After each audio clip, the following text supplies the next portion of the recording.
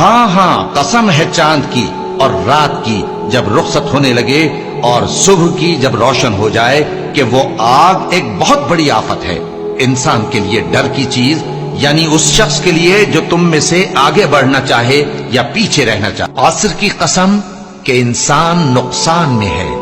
مگر وہ لوگ جو ایمان لائے اور نیک عمل کرتے رہے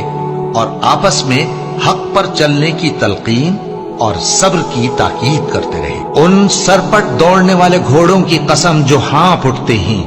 پھر پتھروں پر نال مار کر آگ نکالتے ہیں، پھر صبح کو چھاپا مارتے ہیں، پھر اس وقت گرد اڑاتے ہیں، پھر اس وقت دشمن کی فوج میں جا گھستے ہیں کہ انسان اپنے پروردگار کا بڑا ناشکرا ہے اور وہ اس بات سے آگاہ بھی ہے۔ انجیر کی قسم اور زیتون کی اور طور سینین کی اور اس امن والے شہر کی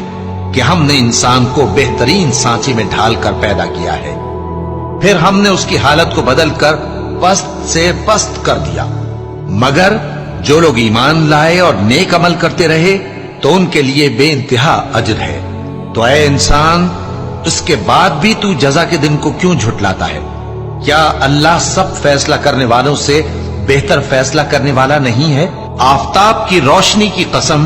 اور رات کی تاریکی کی قسم جب وہ چھا جائے۔ اے نبی صلی اللہ علیہ وآلہ وسلم، تمہارے پروردگار نے نہ تو تم کو چھوڑ دیا اور نہ تم سے ناراض ہی ہوا،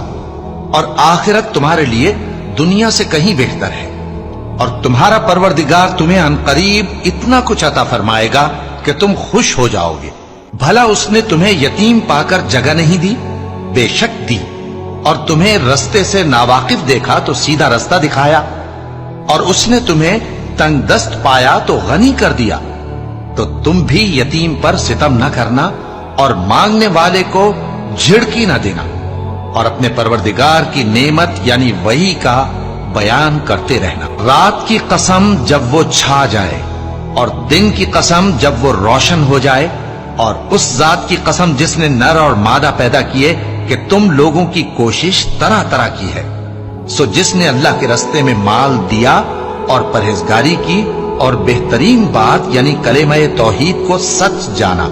تو اس کو ہم آسان طریقے کی توفیق دیں گے، اور جس نے بخل کیا اور بے پرواہ بنا رہا اور بہترین بات کو جھوٹ سمجھا تو ہم اسے رفتہ رفتہ سختی میں پہنچا دیں گے۔ سورج کی قسم اور اس کی دھوپ کی،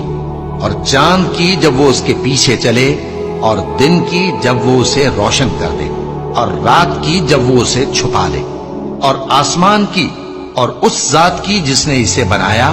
اور زمین کی اور اس ذات کی جس نے اسے پھیلایا، اور نفس انسانی کی اور اس کی جس نے اسے درست کر کے بنایا، پھر اس کو بدکاری سے بچنے اور پرہیزگار بننے کی سمجھ دی کہ جس نے اپنے نفس کو پاک رکھا وہ مراد کو پہنچا، اور جس نے اسے خاک میں ملایا وہ نامراد رہا۔